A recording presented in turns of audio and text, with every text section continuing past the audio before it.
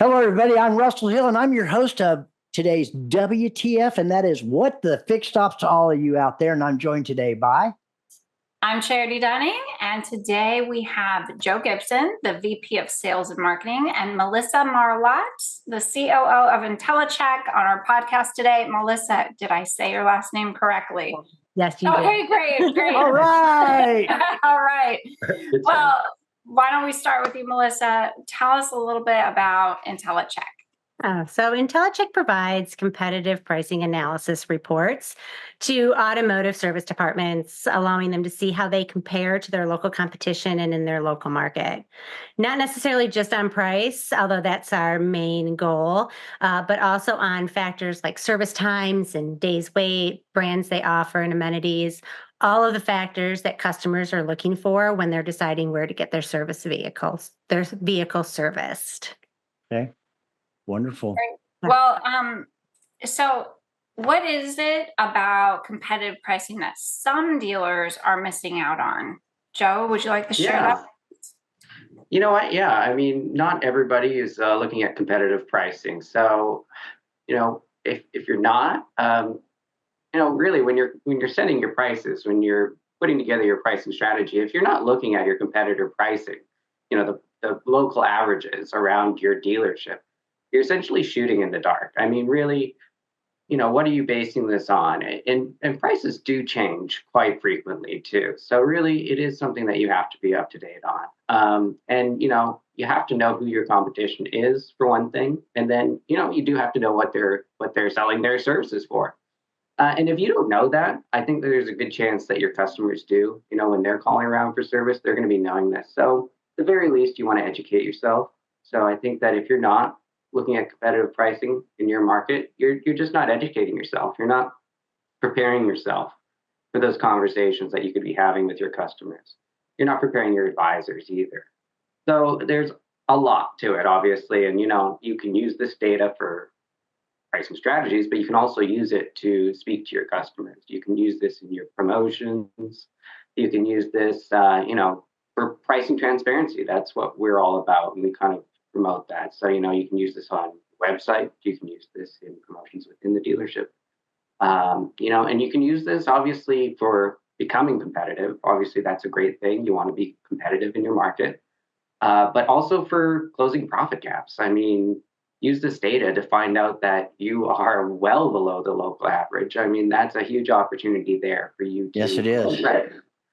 Yeah, I mean, you could be priced at like $65 for a synthetic oil change, and your competitors might be $90, $99. I think you are safe to raise your price a little bit there and not drive away your customers. So, I think it's crucial. It's a piece of the puzzle, obviously, but it's crucial for a dealership to have this information.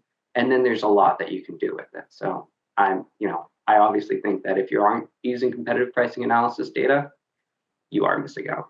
Yeah, you know what? I want to add to that. You're missing out. I'm gonna bring my perspective to all of you out there, which is why we wanted them on today. So there is a paradigm shift in fixed operations. Okay. Why is it that 7 out of 10 people have defected by the time we get to the end of the warranty period? Well, there's a lot of things to attribute. So let me tell you where I think the focus is. Most of you are probably aware of this. So from the time the customer drives through the threshold of the drive, we need to start with transparency there, okay? There's all kinds of products out there where it knows tow, camber, inflation, wear and tear, if there's any dents, stings, oil changes underneath, everything. That's where it starts off. Well, that's immediately delivered to whoever your advisor is going to be. So it's up on the lift in the shop, okay? The rotors are scorched and the pads need to be replaced. Well, before you just tell customers, well, there's this preconceived notion like, oh, I'm going to pay way too much at the dealership. Okay.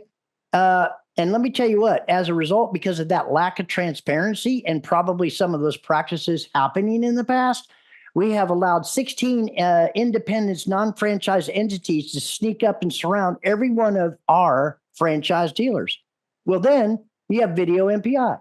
Okay. With that, you can show the customer it's on the lift. The rotors are scorched and the pads are worn. Okay, great. Second point of transparency. The third and last one, now you got to present pricing.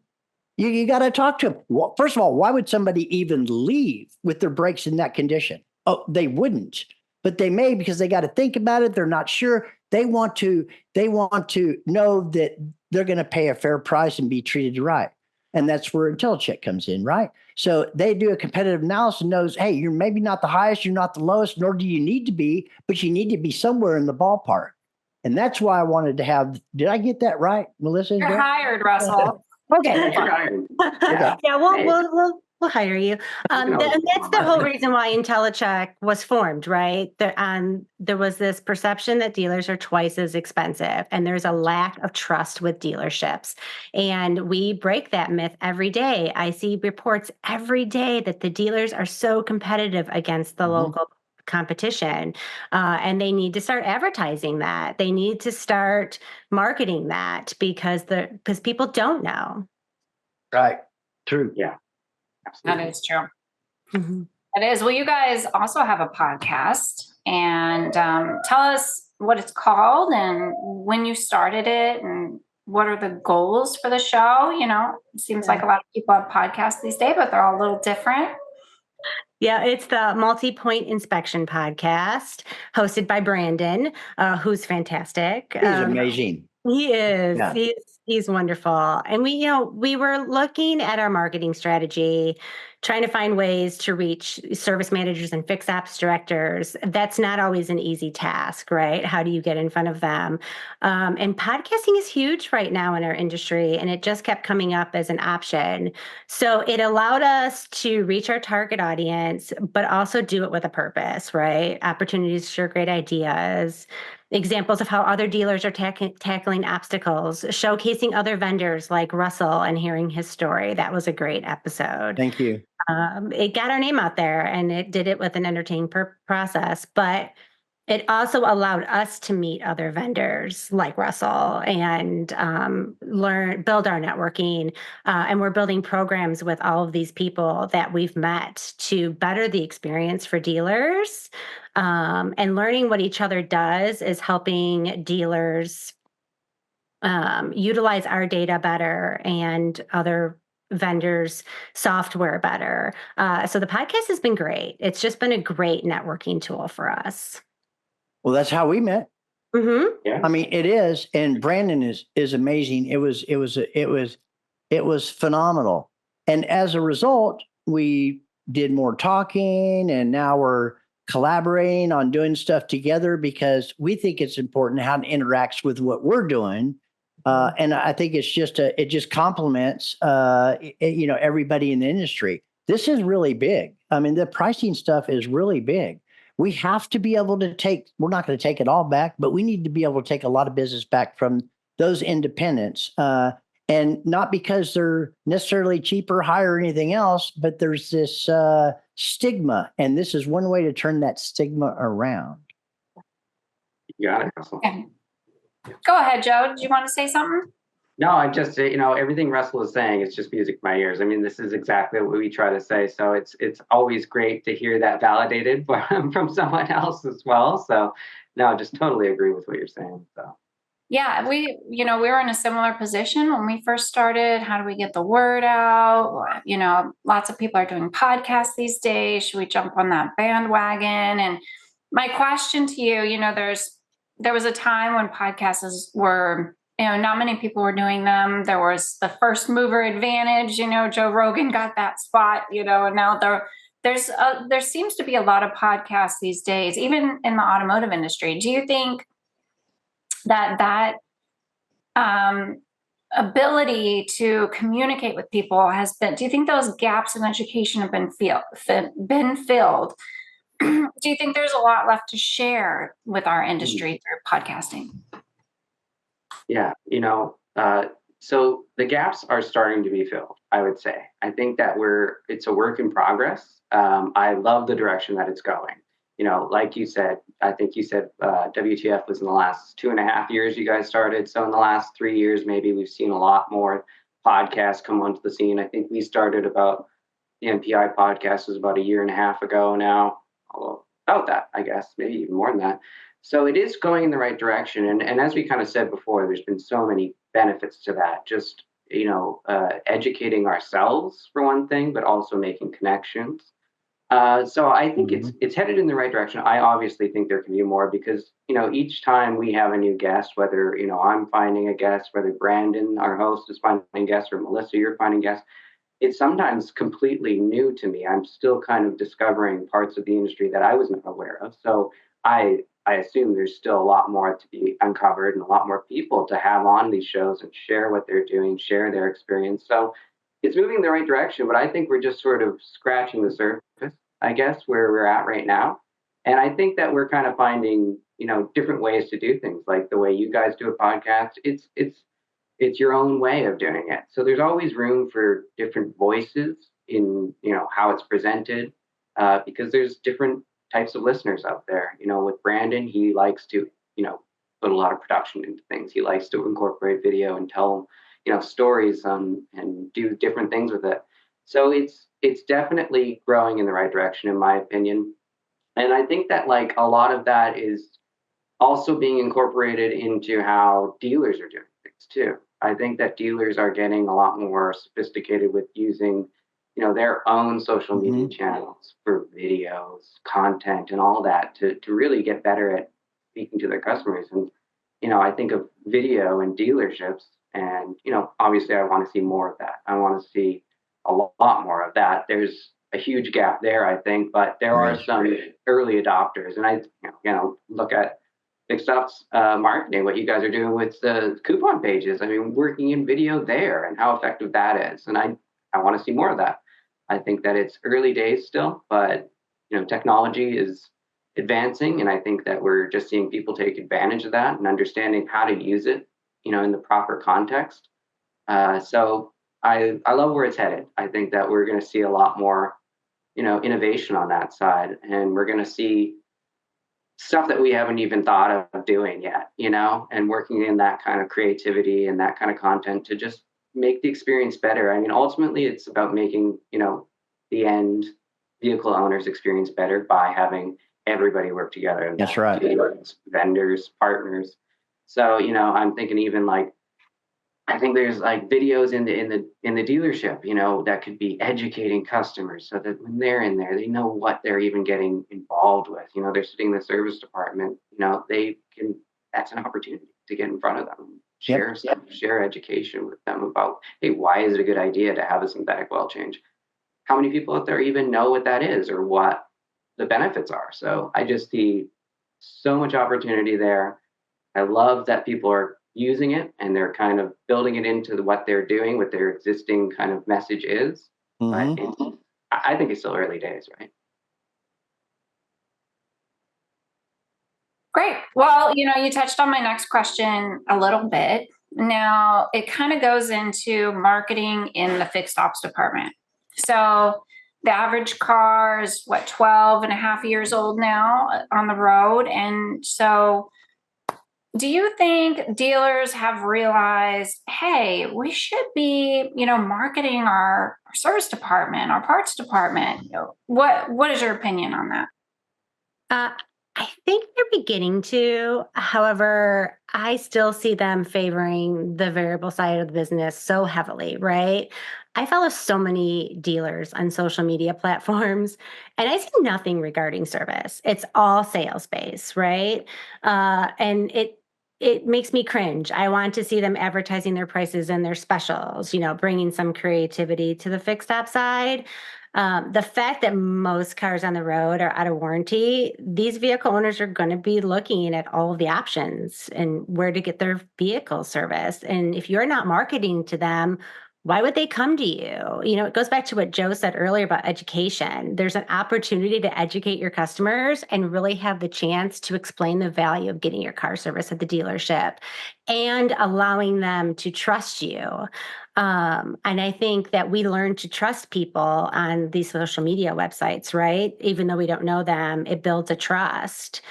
And then it also goes back to the reason why InteliCheck was created, the busting the myth that dealers are twice as expensive.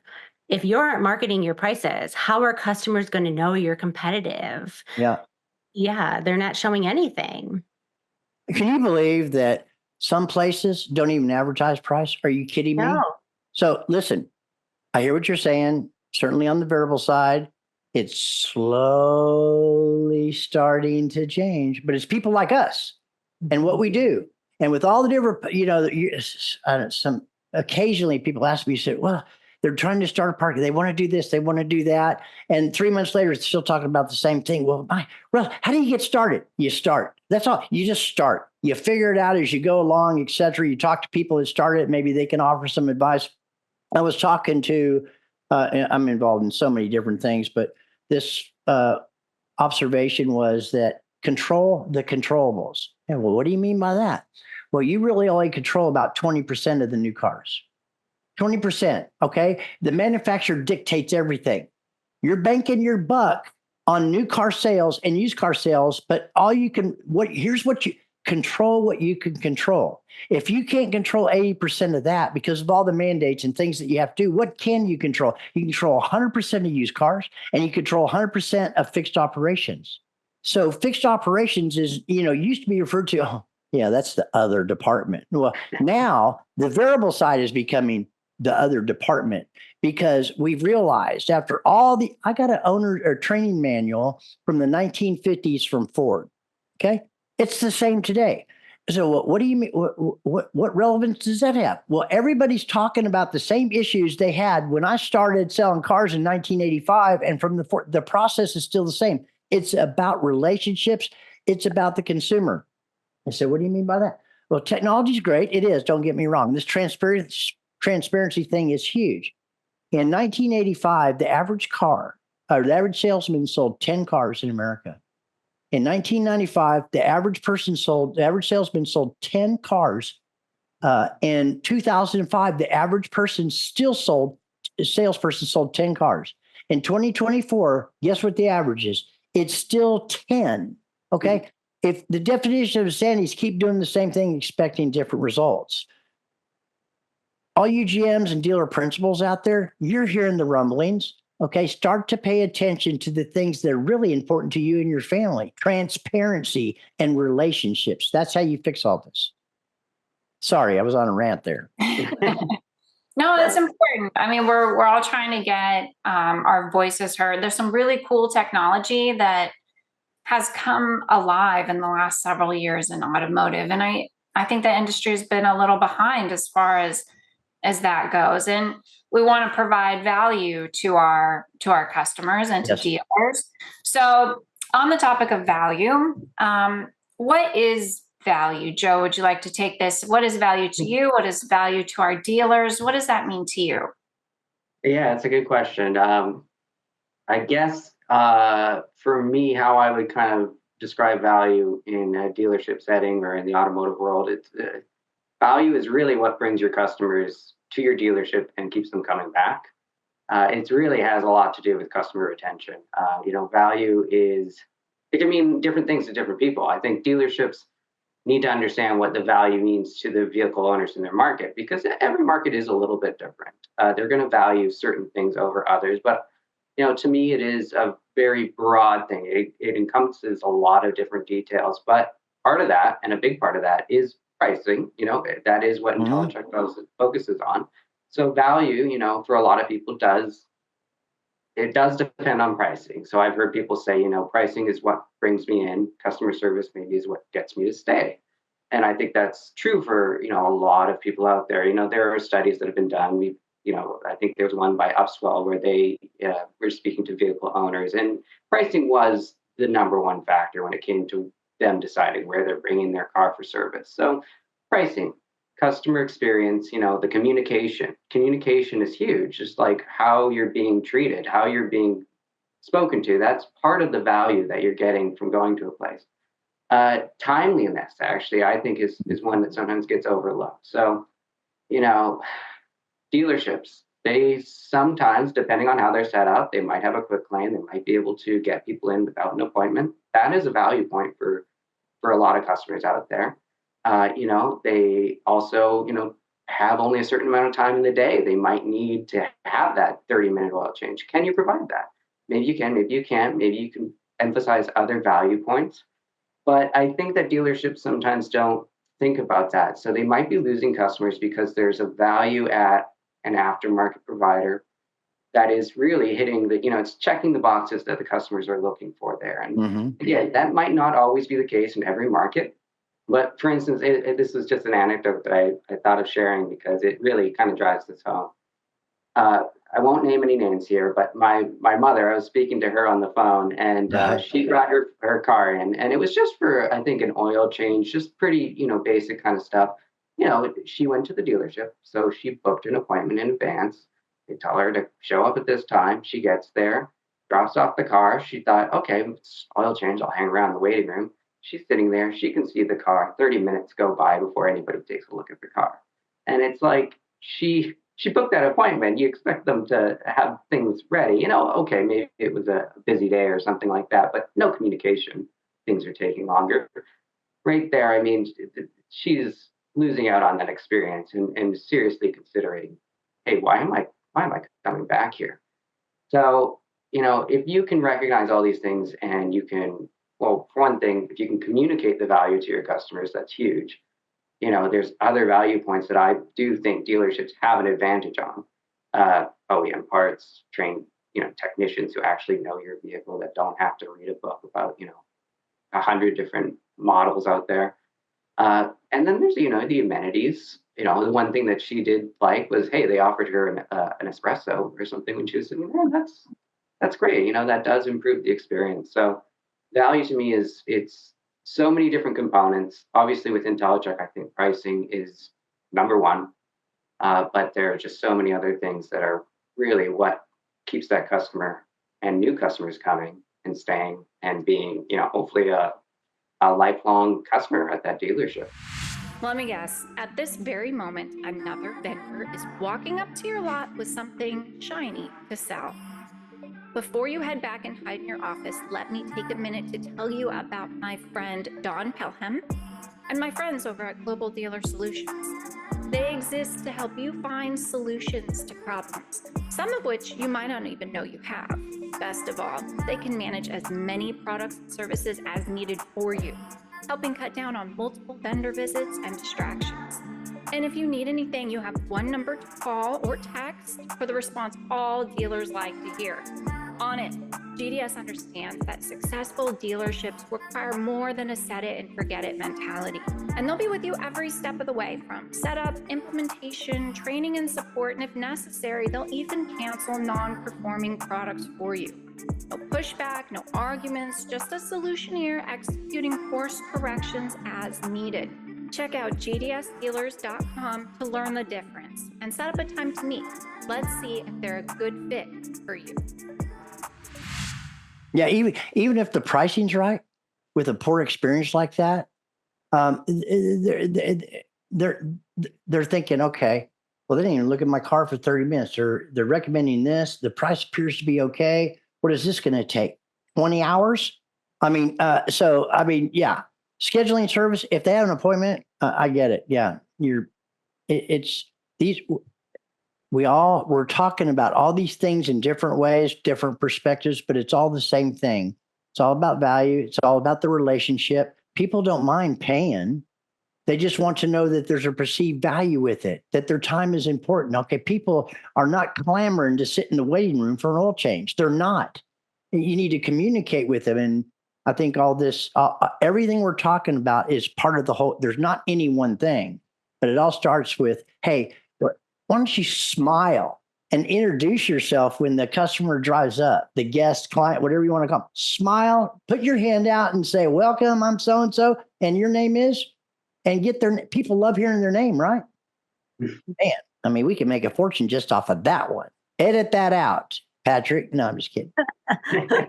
You know what? You're right, Russell. I hate to admit it, but I drive farther and pay more money to have my car serviced at a more expensive dealership because I didn't like the customer service at my two local ones for two totally different reasons. But I will pay a lot more just to get my car serviced. Yeah, I will too. Mm-hmm. For that and for convenience. Okay. I gotta throw this other example. So I can go to the convenience store down the street, be there and back in literally 2.5 minutes.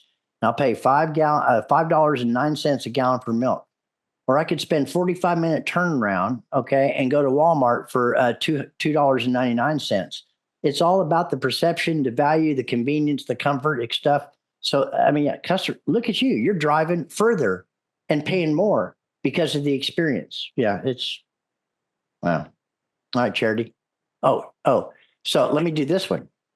Okay, she's on it. Go ahead. Sorry about that. Yeah, well, we are talking about value and we're talking about customer retention, and there's a lot of talk about customer retention. How can we do it? And we're talking about technology and how can that make our life easier? And the new, word on the street is AI and EV. So I'm wondering, what does the future of dealerships and fixed operations look like? Are we all going to be replaced by robots and AI and EV? What do you think that looks like? You know what? I feel like, yeah. Man, we can spend an hour on that one, Joe. Go ahead. We could go on and on about that one. I mean, and I think there's always going to be that thought, AI is this sort of looming presence. How many like horror stories are kind of based on that, your Terminators. But you know what? I think at this point, AI is somewhat as good as the data we're providing it with. It is still sort of being fed by humans. Obviously, and it has all these resources, all this reference points. It's probably faster than a human at putting these things or drawing upon this information.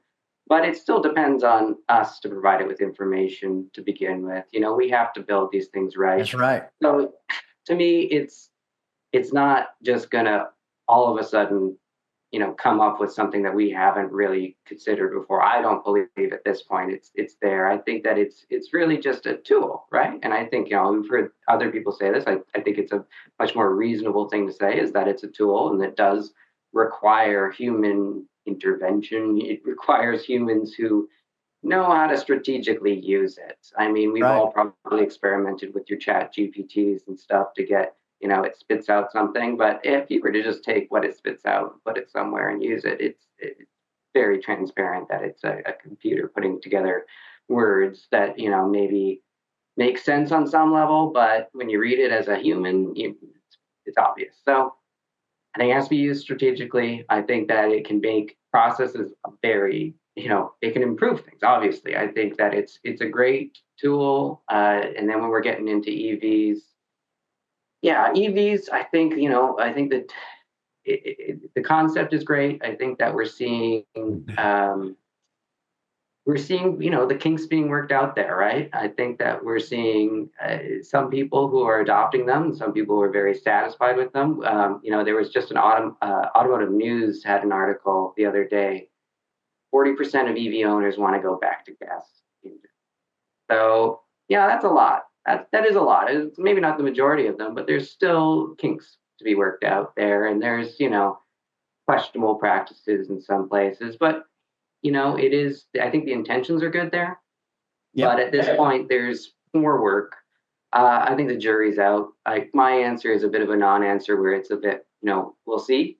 The proverbial non-answer. It's that kind of, I'm sorry, I can't predict the future, but, I can kind of see where things are headed. And I think that there are probably going to be some, good, EVs that are going to come out that are going to satisfy everybody. I'm hopeful, but the other side of that is that the whole infrastructure has to be prepared for it too. And we were just speaking to a dealer, and in his opinion, it's not there. I mean, dealerships are not quite prepared for it. They might have one tech who can work on EVs, but that customer experience suffers in the process because an EV owner comes to that dealership. They're used to a certain level of, everything at the dealership. But because they only have one tech and they, it might take longer. It might take longer to get in for that service. It might take longer to wait for certain parts. So the experience suffers in the process. So the dealer is almost, they're losing out right now. They're not prepared for that. So I think there has to be a lot more work there before that becomes a really seamless experience. So again, we'll see. We'll see. Yeah. I want to be an optimist, and I want to I want to see everything just become easier and better experience, right? So if we can make the experience better, I'm all for it. Melissa, how about you? Are you all for it? I don't think I still want a personal touch, right? As much as it enhances some things, I Yeah. still want that personal touch. And I don't think that you're ever going to be able to physically always do away with that physical, personal touch. I agree. Yeah. I agree. So I think it's a pivotal time. This is a great opportunity for the fixed operations departments. Let me tell you what I mean. If the average person has 2.5 cars and one of them happens to be electric, okay, an EV car, a truck, SUV, whatever the case may be, it's your opportunity to open the door up again. Where people who have defected, if it's really true, 7 out of 10 people have, which they have, we're dealing with the repeat referral and retention. This is a way because they're going to have to come to your franchise dealer. And if they are, and they got 2 other gas vehicles, ICE vehicles, there's your opportunity to get that business back. If you fumble it, you're going to end up with the same results. I understand there's a lot of drawbacks and things like that, but it's an opportunity, and we certainly need to grow into it, but we need to be prepared because they're not going to Pep Boys down the street, not for their EV. They're not. Yeah. Okay. And you think, oh, there's no way to make more. Well, how about let's have this positive attitude that no, you're not doing oil changes, but how about tires as the next oil change for electric vehicles as an opportunity? Yeah, there still needs to be a lot of service work done, et cetera. But it's once again, it's about the attitude, perception, and the customer experience and the value that you bring. They understand there's going to be some drawbacks. Why don't you develop a relationship with that person and communicate what's going on? So it's an hour later and you say, well, the lift broke and your car's still sitting there.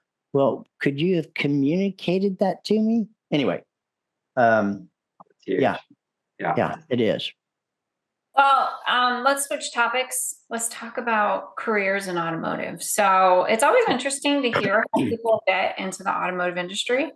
It seems like there's 2 paths to get here, and then people are stuck forever. So, Melissa, I know you're from Detroit, and I wanted to ask you, does that play a role in your career in automotive? And what is it about the automotive industry that's sticky? It didn't play a role in why I got into the automotive industry. It was by chance for me. I was working in the mortgage business when 2008 hit. So I just happened to know someone who worked for InteliCheck, and it was a perfect fit, and it did stick. It's the excitement, the constant changing. And I think being here in Detroit aids that excitement because you can't go anywhere without the auto industry being highlighted. I went to a restaurant and it's all automotive industry related the other day. Museums and festivals highlight the history of the automotive industry. So that definitely keeps my excitement up. And I think, every Michigander has a little bit of love for the automotive industry in them anyways when they're born here. But yeah. Yeah, it seems like it's really important to the American experience and the automotive industry. And, I wonder, how is Detroit doing? Is its revival important to the automotive industry?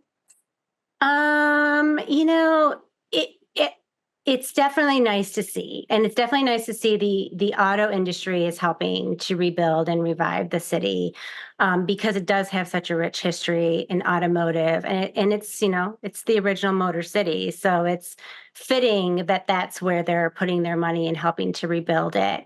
But I think having the automotive industry expand everywhere in the United States is a benefit.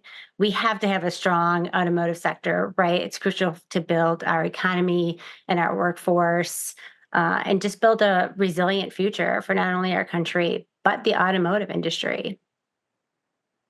Greatest industry in the planet. Yeah. Look, it represents dreams, goals, aspirations, freedoms, flexibility. The great highways and byways of the country. We're getting out on the road. There's nothing like it. Detroit represents that. Yeah, it really does. It really does. It does. So, Joe, your question, who are some leaders in the automotive industry today that you believe contribute to its growth and sustainment? Great question. It is, yeah. And I gotta Better say say Russell. that. Oh, yeah. Hey, all right.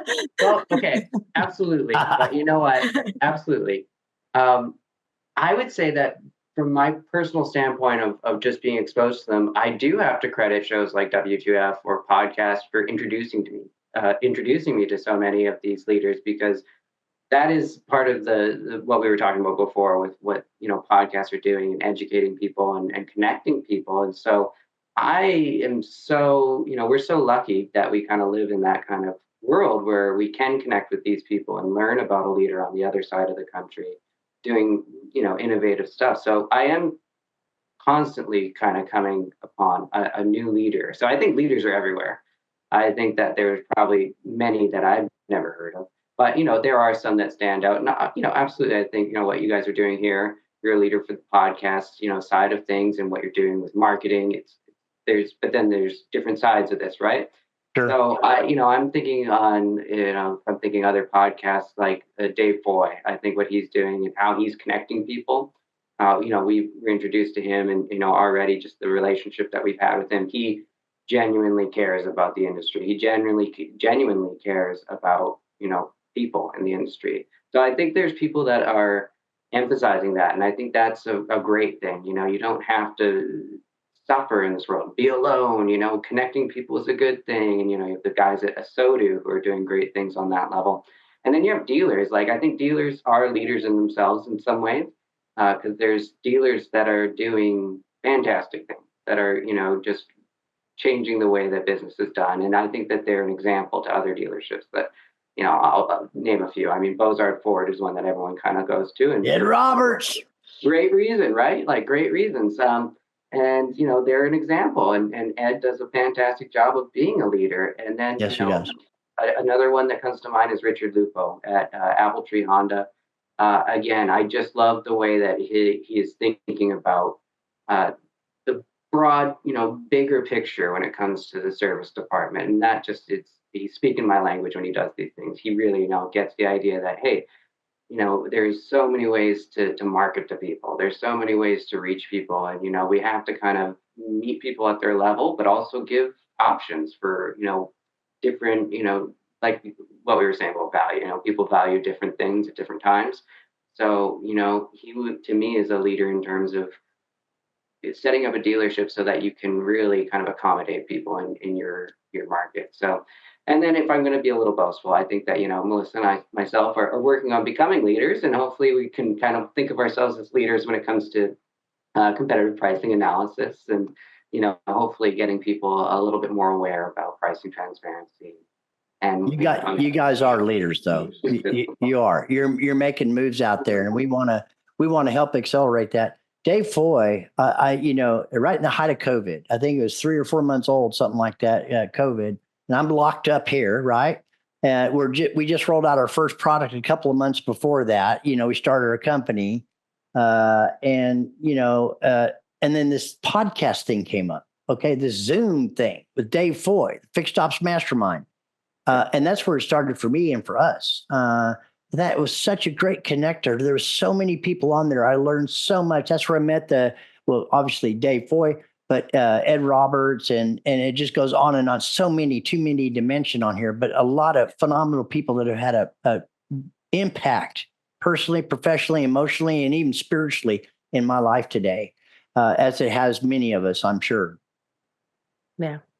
Yeah, there's definitely a lot of great leaders in this industry. I think that makes it unique. And, you brought this up, Russell. COVID did change quite a few things about everybody's industries. Yeah.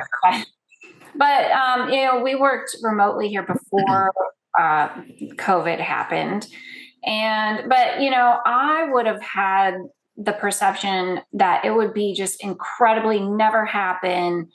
Hearing the words remote work and automotive in the same sentence. So, Melissa, how did you feel the same way about that? Or How did that all change for you? Yeah, it's actually funny because we've always been remote here at InteliCheck, but we kind of did it down the down low because we didn't know how it was going to be perceived, and we worried it would lessen our credibility because it had a stigma to it. Nobody understood remote work, and now it's nice because everybody's doing it. And I even hear from people in higher up management positions in dealerships that are working remotely a few days a week because they're realizing the benefits of it. It's made our life easier because when, we're on camera and it's obvious I'm not in an office and I don't have to kind of try to hide that anymore. It's also made it people more understanding when you hear an animal in the background or a kid in the background, where that wouldn't have happened before 2020. It would have been frowned upon. Yeah, well, now it's part of it. I mean, Nico grew up on our show. I mean, he's 2.5 years old, right? Yeah, he'll be 3 at the end of August. Yeah, and that's when we started it. So there's always a baby joined with us in the early days as we navigated our way through this, and it's all accepted today. I remember a few go to meetings that we attempted to have with people just because there's too much to fly across the country or something like that for the initial whatever. And so many people wouldn't show. Oh, that's one of those that, that, yeah, no. Now it's like they show. Yep. It's like the in-person meeting, and everybody gets it. And really, it's not like, okay, you're going to come to the dealership, you're going to try to take me to lunch, save that $500, get to the point because I'm busy. Okay. And they I think a lot of people respect that. I enjoy it. I think most people do now and got accustomed to it. Don't you guys? Mm-hmm. I think it's more efficient. Yeah. Yeah. It's definitely more efficient. And it was funny. I was on a conversation with a client the other day, and I actually had to go, I'm really sorry if you hear all that noise in the background. I had an animal crying, and I would have been just mortified it before. But now it's just normal. Yeah. So it should be. Right. You got a real background. I mean, that's your real home, right? Yes. Okay. And yours too, right? And Charity's and mine. I still see some people, and it's okay. It's gotten a little bit better where they have you can see them part of this stuff, 'cause they got this office setting, and it's like, okay, anyway, and no telling what it looks like behind that. I don't really know. It makes you wonder, doesn't it? It does. It does. What you hiding over there? I used to use ones, and it's a nicer thing not having to do that because they're not very convincing. Yeah. Well, my last question for you, Joe, is, COVID was like sort of a black swan, an anomaly. Do you think like we're better for it, worse for it? Are you neutral? Yeah, there's so many layers to that because, obviously Yeah. COVID in itself is a very hard time for so many people. Nobody's happy that it happened. Like if we could have avoided it, obviously we would have. But people adapt when those kind of things happen, and people do. Like it's that old saying, necessity is the mother of invention, right? Like we were faced with all these problems then, and people got creative, and I think there were moves to go that direction. Obviously, like some companies were doing remote work before COVID, and that really, I think, just accelerated everything because we got to figure out a way to do things now. It's not the same, so we got to do things a little differently.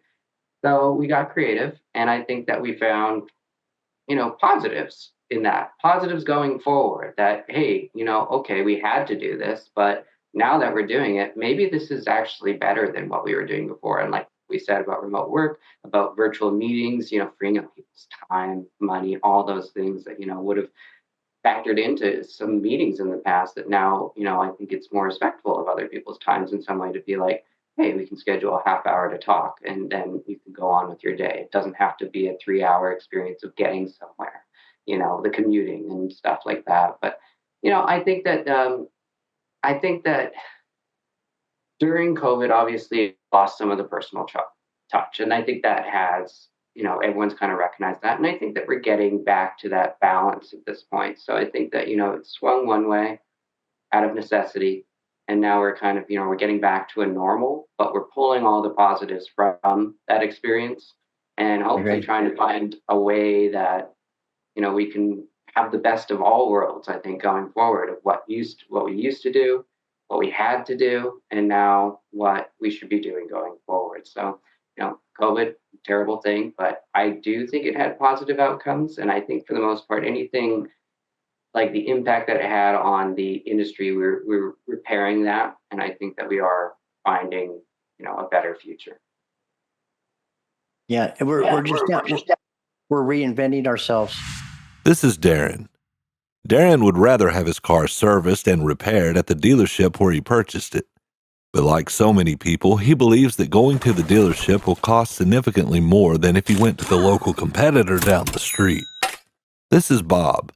He is the service manager at a local dealership and wants to get more traffic to his service department. Bob, like so many service managers, doesn't believe that he is double the cost of an aftermarket shop, but truth be told, he really doesn't know what his competition is charging.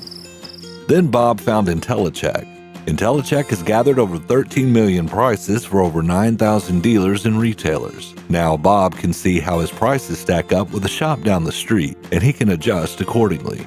He can also show Darren these prices with custom-made flyers and digital menu boards. Now Darren can get his car serviced at the dealership where he purchased it and feel confident that he is getting the best possible service at a competitive price. I don't think anybody, I couldn't imagine somebody forgetting. So I just gotten back from NADA. Like I said, we just rolled out January 7th, our first product. It was somewhere in February. Now, back then I was a road warrior. I mean, I was a road warrior. And I'm coming back from Shreveport, Louisiana, and my wife calls me. She said, "Where you at?" I said, "Well, I'm just starting back. I'm fixing to go to Houston." And then she said, "Do you know what's going on?" And I said, "What are you talking about?" I freaked out. She said, "You're not going anywhere.